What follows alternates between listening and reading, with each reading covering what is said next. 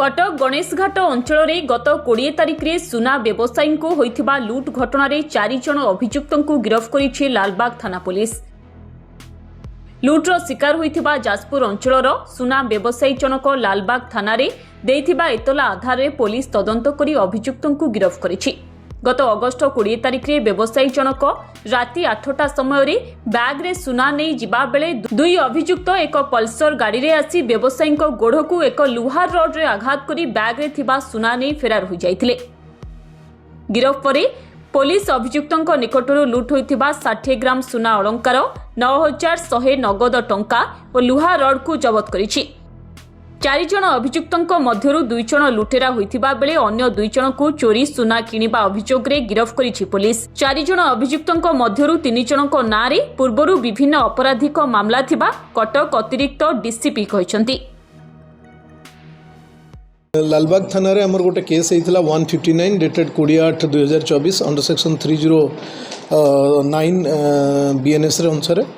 तेणु से जो घटना होता से दिन संध्या 7:30 बेले जड़े आमर सुना व्यवसायी जहाँ घर हूँ कुआखिया जाजपुर अंडर ना है दीप नारायण माझी सी किसी सुना अलंकार पॉलिश करी फेरुले बालुबजार गणेशघाट पाखे जड़े पिला गोड़ को आघात करी आयरन रड्रे लुटिकी से जो पाखे था सब सुना अलंकार नहीं पलैते। ये संक्रांत जो केस होता से केस तदंत समय आम से जो अपराधी 2 जन को आम गिरफ करूँ। जड़े हेले उदय सामल आ जड़े हेले असित नायक। ये 2 जन मोटरसाइकेल आसते गोटे पल्सर 220 पल्सर व्यवहार कराइला।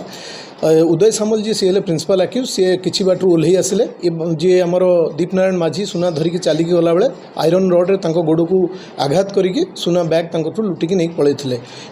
जी सहयोगी सी पछरे रही गाड़ी में किसी बाट गलापर से नहीं पलि जाते। ये 2 जनकर संपृक्ति प्रमाणित होती गिरफ समय से स्वीकार कर स्वीकारोक्ति आधार करी पुलिस जो आमर लुट सामग्री जहाँ थिला अलंकार थिला सुना अलंकार ताकू जबत कराई। गाड़ी जो व्यवहार कराइला छड़ आयरन रड ताकू मध्य जबत कराई। जो वेहिकल मोटरसाइकेल व्यवहार कराइला ताकू जो आमर पल्सर गाड़ी 220 सेटा जबत कराई। 2 गोटी मोबाइल मध्य जबत होती कैश नगद टंका 9100 टंका आम जबत करूँ। 2 जन रिसीवर जो मान को एमाने नहीं किसी सुना देते रिसीवर 2 जन से माने वासुदेव महाराणा और लक्ष्मीधर महाराणा एमाने 2 भाई या ना आगुरी केस अच्छी। ये समुदाय 4 जन 2 जन अभियुक्त आ 2 जन रिसीवर जो मैंने करते समुदाय 4 जन अभियुक्तों को गिरफ कराई। आज कोर्ट चालान करा।